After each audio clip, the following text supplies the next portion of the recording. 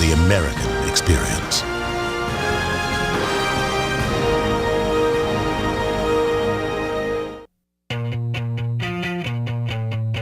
This is WKYU PBS Bowling Green.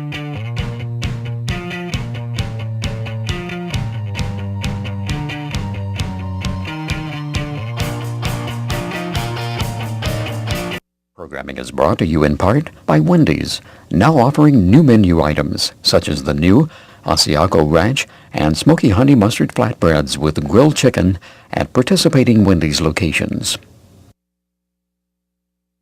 The views and opinions expressed on this program are those of the hosts, guests, and contributors, and are not those of WKYU-TV, its management, or WKU.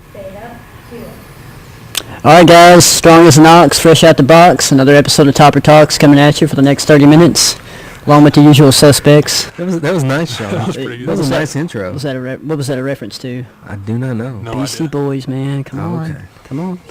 I should know that from our promo. Anyway, I'm Sean Williams, along with Shane Bearden in the house, Woody White. And with the first selection into TopperTalk Draft, we chose Kyle Allen, Assistant Director of Media Relations, right? Is that your official job title? That is, but I might, if I'm a first-round draft pick, I may put that on there too. Put that on the right. Let's just sign the contract. We'll get that taken care of after the show. I appreciate it, guys. Glad to do it. Kyle will be here. He's pretty much the main media man for football and baseball, so that means he has to deal with people like us, which is always not an easy task. So we'll be talking. Taxing. Yeah, it is taxing. Sean and I got to spend some really quality time at 5:45 in the morning over at football. Quality time. He even bought me some donuts, Kyle. Had coffee and donuts, and there's no compliance issue there. I bought the media guys coffee and donuts, so I don't think I'm media relations. I'm not a recruiter or nothing, so we're good there. I'm the slowest white. I don't know how much eligibility you have left, Sean. I have none. I have none. But yeah, we're going to talk a lot about football and baseball since Kyle's in the house. Talk some WKU sports with us, and of course, I guess the first big thing we can talk about is the NFL draft. We had somebody get drafted. Q Smith. First time in 10 years we've had a player drafted. Yep, 5th round, pick number 146, and you got to think, considering the ACL injury, if that hadn't happened, he probably would have went a lot higher. A lot of them said they thought he would have gone second round if it hadn't been for the ACL injury. Yeah. He impressed a lot of people with his highlights, and especially the Alabama game, him going up against DJ Fluker, who was a first-round pick, and him pretty much destroying him off the edge. That really played into his favor. Yeah, and those are some really good highlights. Alabama, seeing him beat DJ Fluker consistently and get 3 sacks too. I know McShay and Kuiper was raving about that on the ESPN coverage, and I didn't watch a lot of ESPN coverage, and then the 2 times I flipped it over there, it looks like McShay and Kuiper were trying to get into a WWE style battle royal. So they were arguing with each other. There was Gruden in there too. He was in the mix with Kuiper quite a bit. But yeah, pretty nice to see Quintero Smith get drafted 5th round. Like I said, he would have went higher given the ACL injury. But it's a good situation too. You got the Broncos playoff team. Peyton Manning gets to play with Peyton Manning, one of the best quarterbacks, ever to lace them up. And it's a great situation, too, because Elvis Dumerville, defensive end, had that little fax machine snafu with the agent. So enter Quintero Smith, and, you got to think when he gets healthy, he'll definitely get some playing time out of that. So what are your thoughts about that? Yeah, I think it's a really good situation for Quinteros. Not bad either when you get the draft call from John Elway. John Elway gives you the first call in the draft and tells you that they're going to pick you up. And it's a good situation for him. You mentioned Elvis Dumerville, but I think they're very understanding of his situation coming off the ACL tear, and I think they're going to be very patient with him because they know what he can do in that defensive scheme. John Fox is a very defensive-oriented coach.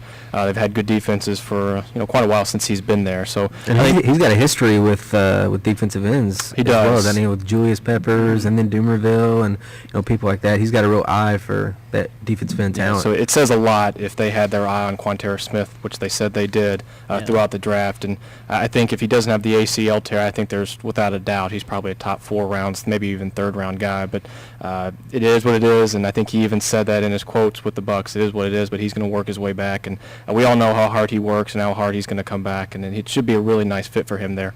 Yeah, and talk about that. You talk about Fox and Elway calling them. They had that on their website, the Broncos website, them calling Quinteris, and Did he say he was playing Call of Duty when he got called? Yeah, he said he was too nervous to watch the draft, and he was playing Call of Duty. Yeah, I mean that's fine. I mean, nothing wrong with that, But yeah, it was really cool. I mean, of course, getting a call from John Elway and saying the Broncos are going to pick you up, man. You got.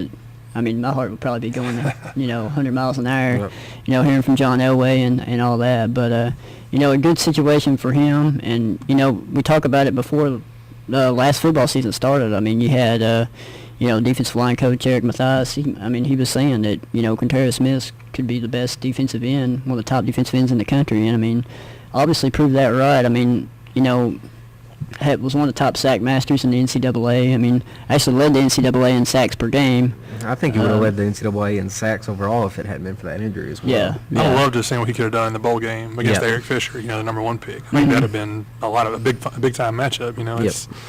Yeah, and you look at that too. I mean, we played in the Little Caesars Bowl, and we're sitting there playing against the number 1 draft pick in the in the NFL. So I mean, that was kind of a cool deal too. But that would have been a good matchup to see. But definitely great for Quinteris. I mean, becomes the first draft pick since, who was it? 2003, Jeremy Johnson. Yeah, went to the Bengals. That's why we got you on the show, Kyle. That's right. That knowledge, man. Come on, bring it in there. But yeah. But he's also Q was also the 4th highest draft pick in Western history, going at 146. The only 3 higher were Virgil Livers. Joe Jefferson's the first one, Logan County product. Yeah, Joe Jefferson. Mel Mitchell was up there as well. I think Mel might have been the other Mel one. Mitchell. So. But it is. It's a great situation for Quinteris. The interesting thing is that he goes in the 5th round when he didn't get to go to the combine. He was invited and obviously couldn't do a whole lot there. And I think that probably hurt him the most. And I think we even go back to last year with Bobby Rainey just not being able to be there in front of the scouts. We all know Quinteris' raw ability. I mean, he's 6'5", 265 pounds. But what sets him apart is his speed. That's why a lot of people think he could be an outside linebacker / defensive end and do a lot of different things. And we saw his speed last year against North Texas or maybe it was Florida Atlantic when he picked up the fumble and ran it back for a touchdown. We saw his speed on display. No one was catching him, not even the wide receivers, the running backs. No one was catching Quinteris Smith when he ran the ball. And I think Willie McNeil last year joked, I think maybe Quinteris made the point during fall ball and said that they actually raced twice last year, and Quinteris took 1 of 2 from Willie McNeil, who was the fastest guy on the team. So the guy can absolutely move when he's healthy, so hopefully that ACL comes back fully healthy. Yeah, it was funny, too. They actually showed that highlight where he picked up that fumble and ran it back. And, Mel Kiper and McShay were kind of talking about that. Like, look at his speed, and it really was. I mean, he took that back about 90 yards.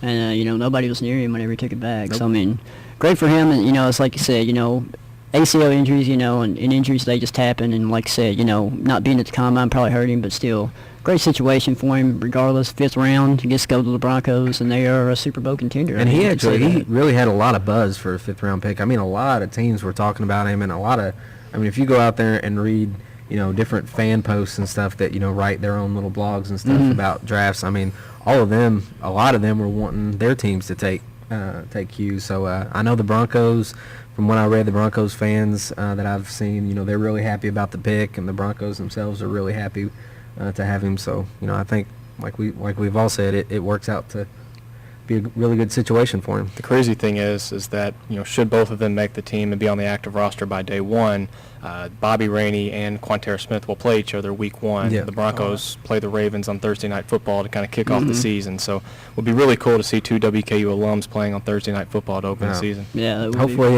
many more will be coming out in the next few years. We'll get to see that more often. Yeah, that would be really cool.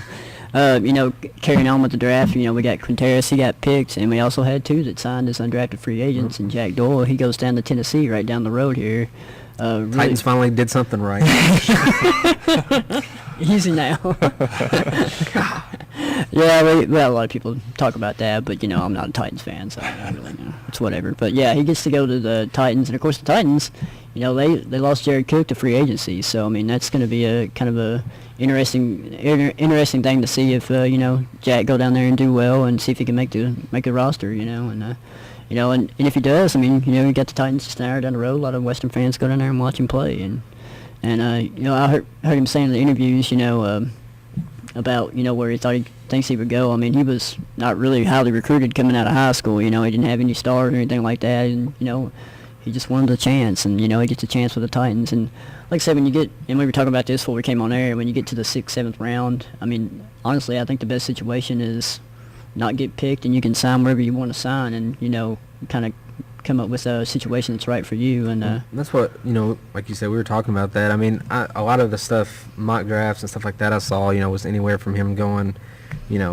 late 6th, early 7th round, stuff like that. A lot of mock drafts actually had him getting drafted late. But there weren't very many tight ends getting selected yesterday. I mean, there were still a lot of tight ends left on the board. Yeah. As far as the draft goes. So, I think, like you said, as far as late rounds, it's kind of better off to just not get drafted, but pick your own situation. And I think that works out well for Jack, because the Titans can use help in a lot of areas right now. So. Yeah. Including tight end, so. Including tight end. I think it's perfect for Jack. You guys were just saying the 6th and 7th rounds, maybe you hold off, and you're probably better not getting drafted. Every guy wants to get drafted. I mean, it's their dream to have their name called on the draft. But for Jack Doyle and Adam Smith, who we haven't brought up yet, probably the best situation for them is what happened. Jack Doyle is going into a situation where they're not very deep at tight end. They have some good depth. They signed a tight end from San Francisco in free agency. You have Craig Stevens coming back, but we all know how short-lived the NFL is, and one injury, and you're looking back at free agency. You're bringing guys up off the practice squad, and if Jack can go into camp, be healthy, which we know Jack is. He's been healthy for the last 2 years, and if he can go in there, make a good impression, we know what kind of person he is and his work ethic. He has the same type of attitude and character as a Mike Munchak. I mean, very hard-nosed, is willing to block, and that's what they want. That's why they drafted Craig Stevens a couple of years ago. They want somebody that's going to block, especially with Chris Johnson now and Sean Green, and they need somebody to protect Jake Locker, because he was banged up quite a bit last year, and a lot of that had to do with the offensive line and tight ends blocking. So Jack has been in a run system. He's used to blocking, and I think it's a really, really good fit for him.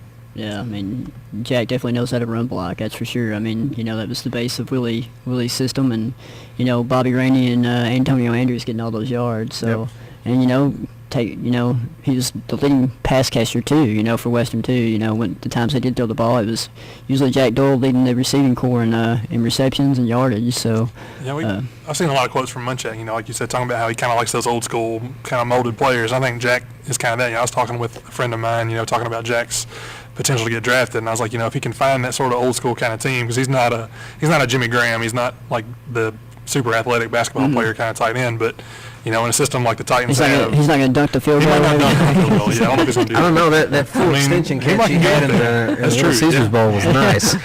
But I think the Titans are a great fit for him. I'm hoping that they can go down there and show out pretty good, and I'd love to go down there and watch him play. I'd buy a jersey. Yeah. The only Titans jersey I have is Vince Young. So. Well, see, that's another thing. I think that was smart of the Titans, to get a player from close by too. I mean, it kind of helps, keep the regional interest in the team as far as the Titans and stuff go. I mean, I think any NFL team would be smart to kind of every year get at least one guy from one of the local universities, just to keep that regional interest. Seems like they had several. I haven't really looked at the whole list of who all they have, but it seems like I heard about several guys. Well, they got a guy from Tennessee, too. Yeah, they were very comfortable with Jack. I know that they had come to quite a few practices. Rustin Webster was actually at the Middle Tennessee game this year, watching quite a few players. I mean, they'll usually a scout or two will come down just because they're only an hour away. So he did come down and watch the game. So they were very familiar with Jack Doyle.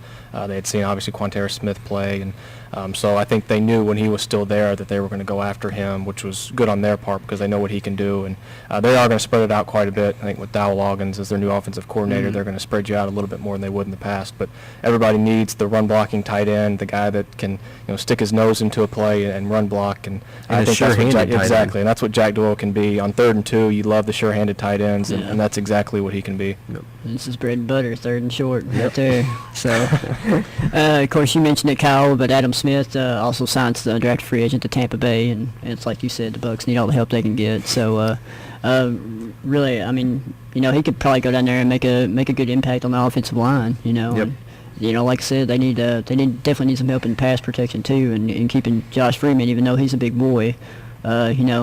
The defensive guys in the NFL are big boys too. And when they get to the quarterback, they usually sack them. So they definitely need some help in that area. And it'd be interesting to see, how he does. I'm pretty sure Middle Tennessee had an offensive lineman that signed with the Bucs as well as an unrestricted free agent. So, it seems like the Bucs are going after some offensive linemen in free agency. So, it kind of that shows that they know they need help. And if Adam can go into training camp and prove himself there, then, there's no reason he can't, look at trying to earn a roster spot there.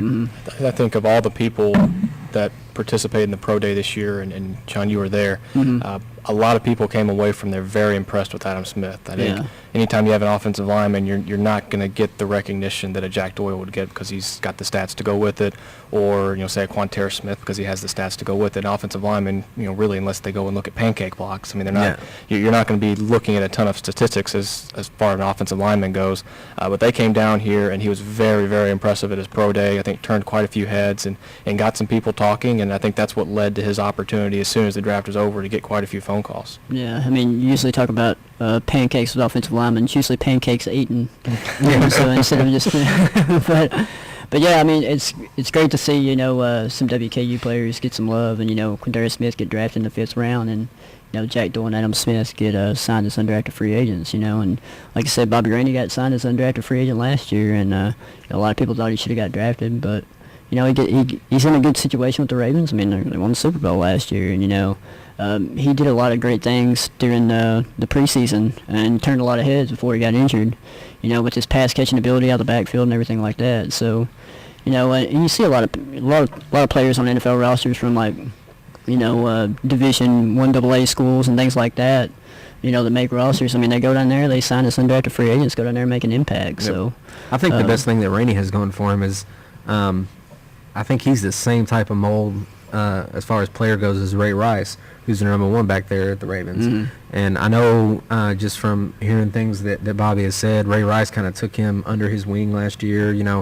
They became real close, and I think Rainey will benefit a lot just from learning from a guy that's about the same build, about the same size, does about the same things as what Bobby does. And I think that'll definitely help Bobby's career going forward as far as trying to progress further up that depth chart. Yeah, and the key for Bobby is being durable. Yeah. Whenever you're a practice squad guy or you're the number 3 guy on that roster or that depth chart, you've got to be durable because you've got to stay healthy, because when one guy goes down, then you're moving up and you can't be getting injured. And I know he was kind of off and on last year, but the good thing about Bobby Rainey during his time here was that he showed even if you get 360 carries a year, he was still playing. He played every single down, and that's the good thing about Bobby Rainey. And that's why I think he's going to be successful. And my gosh, over the last 2 years now, you're going to have 4 guys in the NFL come training camp season that have been on WK's roster in the last 2 years, and that just kind of shows how far this program has come as a whole now in just the 5th year, making the transition to the 1A level, and now to have 4 guys in the National Football League, and no telling how many after this year when you consider a guy like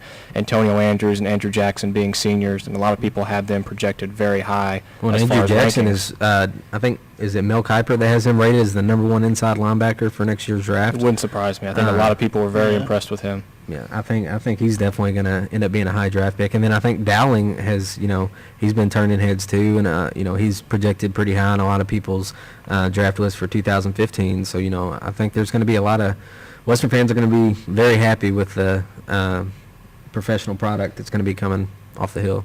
Yeah, you talk about Jackson. He's somebody that can actually considered entering the NFL draft, but then he decided to come back just because he wanted to come back and felt like he needed to as a player and progress a little bit more. So, and I think that was the right move for him. He's having those players that come back with kind of a point to prove too. It ends up working pretty well for the team. So I'm just watching him in the spring game. He was playing angry in that, so I'm anxious to see how he comes out against he UK always again. Plays angry. He's an angry guy. I think all the seniors this year want to win. They want to get that. They want to get that trophy to end the year, and I think that. I mean, I know they want to beat UK again for sure. Oh yeah, I tell you, yeah. Well, yeah, that'd be the countdown begins. So, spring game's over. The countdown. I think Alan tweeted a picture of the countdown clock they have in the locker room about a week or so ago. I saw that. So. Well, then we got Tennessee the weekend after that. I mean, Tops could start out 2-0 in the SEC East. Maybe not. You're just skipping conference. Yeah, we're just going. All right. Well.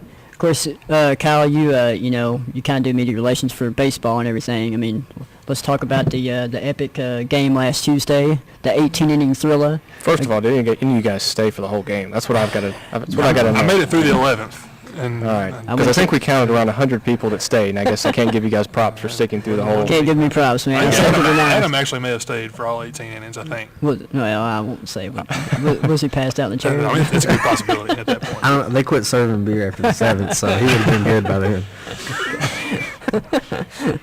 Well, it was a 18-inning thriller. What time did that game end, Kyle?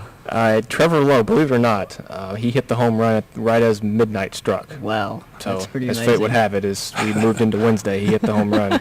So we started the game on Tuesday and ended the game on Wednesday. But just to reiterate the point that I think some people have made, but a big shout out to the Bowling Green Hot Rods. I mean, just to consider what those guys did. They played a game at 10:35 in the morning. Yeah, I was going to say that. For those that are baseball fans, you know that usually you're at the ballpark 3.5, 4 hours early. So that would have meant they probably got there around 7 a.m. and they probably left the ballpark. I know the lights were turned out as I was in the press box around 1:30 in the morning. So nearly spent every bit of around 20 hours at the ballpark that day, which is unbelievable for a day of baseball. Basically, we played about 2 games. So basically, you were there for 3 baseball games for the most part. So a big shout out to them for what they did. They did it twice this year. I had a long night when we played Louisville, and then the extra long night and early morning when we played Kentucky. So I couldn't do it without them. It's a great atmosphere. I know everybody loves going to the ballpark to see a big game. Well, we're still, the Tops are still undefeated during the regular season at Bowling Green Ballpark. I mean, they just love playing there. I think we need to schedule a couple more games there during the year. So when Trevor Lowe hit that home run, I know it was a leadoff home run in the bottom of the 18th. Did he just run around the bases as fast as he could? Well, it was actually funny because we were in the press box, and I got class tomorrow. Yeah, we were so used to all right, this is close, this is going to happen. We had bases loaded with no outs. We actually had the winning run at third base 4 different times in extra innings, and weren't able to get the winning run in. And Kentucky stranded the bases loaded with no outs the inning before, and so we were all scrambling, trying to stay awake. People were drinking caffeine, just trying to stay awake at the press box, and so no one was really paying attention. The inning had just started. We were just kind of getting back in our seats and watching, and we heard Randy Lee, the radio play-by-play man for WKU, start yelling down the hallway. So we all rose up and looked, and as we were looking, we saw the ball fly into the left field bullpen for the home run. So luckily, we were able to actually pay attention once he hit the home run. But also, big shout out to Gary Rainsdale for sticking all 18 innings and doing the color commentary for the baseball. I mean, I don't think a lot of people know that, but Gary does the color for the baseball games, and he knows what he's talking about too. I love listening to games when he's on there. I was listening to him on the way home from after my 9-inning affair. I only lasted 9 innings that game, so I had to tap out after 9. So the crazy thing is, of course, we do game notes for media members and allow them to look at that, especially mainly for the broadcasters. And Dr. Ransdell does not just show up and do a game. He shows up with a note packet full of highlighted material. I mean, he goes through and reads this thing before he goes on the air, spends the night before the game studying it. That way, when he gets on there, he knows exactly what he's talking about. So a man that has all this stuff going on and then finds time to actually prepare himself for a ball game. I don't know that the guy sleeps after that game. He's still doing the game, and then he showed back up he had in a the morning. breakfast for something at 7 o'clock the next morning. So and I'm not sure he actually sleeps, but he does an outstanding job. Yeah. So. Just a vampire, man. But I mean, that was really neat. 18 innings, and then to win it like that in walk-off fashion, walk-off home run. I mean, just another great win at Bowling Green Ballpark, like you said. Undefeated there during the regular season. Play Louisville and Kentucky there, and they can't beat us there. They can't beat Western there. So I mean, that's kind of been our good luck charm over the years. And of course, we got Louisville again at their place. That's tomorrow night. So, Kyle, you'll be on the road for that one, right? We will, yeah. It's a 5 o'clock first pitch. Louisville, I think the final rankings, there's 4 different rankings in baseball, so you kind of pick which one you want to go with. And I think one had them at 11, one had them at 13 that we were just looking at, and then the final ones haven't come out yet. I would assume they'd be in the top 10, at least the top 15 in most of them. So it would be another huge win for WKU. I mean, against teams with the top 50 RPI, they're 11-6 this year, and if they could win tomorrow, that'd be their 4th win over a top 25 team this year, which is unbelievable. And then we went back to try to find the last time that had happened, and we can't find it. We can go back as far as we can with the rankings, but we haven't been able to find that. So we'll kind of be a year for the ages as far as that's concerned, and especially with the home series coming up this weekend against ULM, would be great to carry over some momentum from that and get back home. I know it seems crazy because we had a home game against Kentucky, but it was at Bowling Green Ballpark. We actually haven't been at Nick Dennis Field for 9 straight games now. So I think this team's ready to get back into their own field, their own dugout, their own clubhouse, and finally get a chance to play a home weekend series. And that way, when they hit a walk-off home run at the bottom of the 18th inning, they just scurry back onto the dorm room real quick. They can go wherever they need to go and not have to go back out into the parking lot and drive back to campus. So, I think the big, if we can get Louisville this time, I think it'll be big as far as momentum goes. Coming off a bad weekend series with UALR over the weekend, I mean, what happened there. You were down there, so can you kind of go over with us? Yeah, they, there's one of those series every year, it seems like, in baseball where you just have to tip your hat to the other team, like, okay, you guys deserve this one, and that's what UALR did. Mm-hmm. I think they hit close to 440 for the series, which is unheard of in 3 games. I mean, they hit on nearly 500 with runners in scoring position. I mean, they were as good as you could possibly be. WKU's strength this year has been their pitching staff, so you know what they can do on the mound, and anytime a team can do that against the pitching staff that WKU has, you have to tip your hat to them. And they're playing good baseball. I mean, I know their record in the conference may not show it, but this is a really good conference. But they took 2 games from Oklahoma last week. They swept Oklahoma, who's ranked in the top 15 in the country. So they've got some big wins to their name, have struggled early out of the gate, but they're fighting their way back into conference play, and they're actually tied with Middle Tennessee now for 8th in the conference and starting to move their way up. So, well, and like you said, I mean, the Sun Belt is what, number 4 in the overall conference RPI in baseball in the country right coming now. Coming into this week, so. I mean, it's still, the Sun Belt top to bottom this year is just tough all the way around as far as baseball goes. So we got about a little less than 5 minutes left. So we got special guest Kyle Allen on with us. So let's talk a little bit about your position, Assistant Director of Athletic Communications. What if students are watching the show, want to do what you're doing? I mean, kind of tell us about your career path and how you ended up here and everything like that. Sure, we love talking to students. I mean, I actually came here, was it 6 years ago, 7 years ago, however long it was, and came here as a student assistant. Just wanted to get experience as a volunteer. Worked for 3 years under Todd Stewart, had great direction in our office. Learned a lot from him. I think anybody who works or has a chance to meet Todd Stewart, who's now the athletic director, just a very, very smart man, willing to help people, was able to take me under his wing and kind of guided me along the career path and helped me learn, and then had the opportunity to go down to Nashville a couple of years ago and work with Titans Radio, which is the broadcasting affiliate with the Tennessee Titans. Spent a whole year down there and really got a lot out of that, and was able to come back here as the assistant director last year. So kind of been my journey, but we're always looking for and always very receptive to students coming who want to learn the business, especially on game days, football, basketball. Love to help with baseball. I mean, there's so many sports on campus. If you're passionate about it and you want to get into the business, we can always get involved in some form or fashion. So we're always welcome to talk with people. Obviously, our contact information is at wkusports.com, and we're always open to sit and chat with anyone. There you go. So anybody that's watching the show out there, interested in sports and helping out with any athletic department here, give Kyle a shout, or anybody at the athletic department a shout. And that's right. All you need to do is be passionate about sports and help out in any way. I mean, you talk about like so many athletic events. I mean, even during the spring game, you had a volleyball tournament going on in Diddle Arena, that same day. So I mean, there's a lot of stuff going on, and and there's a lot of times when football season's going on, basketball season starts, you got a doubleheader that day. You got a football game and you got a basketball game, or vice versa. So yeah, it was funny during spring practice. We'd have spring practice that would wrap up, probably around 2:30 or so on a Saturday, and then, Jeremy Brown and myself would pack up the equipment and head right over to Nick Dennis Field and plop down and be ready for the first inning of baseball. So, but that's the fun part about it. It's being around sports. I mean, we love what we do, and it's a lot of long nights sometimes, but it's definitely well worth it to be around the programs. And you have a football season like you did last year, and the wins for baseball, and then obviously basketball making their run. Just to be a part of that, it's a lot of fun and very gratifying to have the chance to do it. Yeah. With all the championships that Western wins, just in across the board in all sports, I imagine it would just be a blast just to be a part of this athletic department and be around that all the time. I mean, just to be around all those conference championships and NCAA tournament berths and everything else. I mean, it's a ride. Yeah, it's especially with Todd Stewart and his direction. I mean, just the vision that he has. I know most people understand his vision, what he's trying to do, but for a year in the business and to go to a bowl game and get us into a bowl game, then win a conference championship in basketball, and then get us into Conference USA. He's done a lot in just a year, so it's very exciting for people to see what the future can hold outside of just a year, because a lot has happened in a year. Some stuff that probably we won't ever see again, but it's a very exciting ride. Yeah, so we got about 20 seconds left. You guys got any shout-outs or anything like that before we get off here? Well, I want to tell Kyle thank you for coming on. We appreciate it. Fun. Yeah. You can come back on sometime. Let me know. We're welcome anytime. Yeah, he had to have a cup of coffee. Appreciate the coffee. Big shout-out to Jordan Basham for the coffee. That was his signing bonus for the show. All right, we'll be back next week. Same bat time, same bat channel. Go Tops. Programming is brought to you in part by Wendy's, now offering new menu items such as the new Asiago Ranch and Smoky Honey Mustard Flatbreads with grilled chicken at participating Wendy's locations.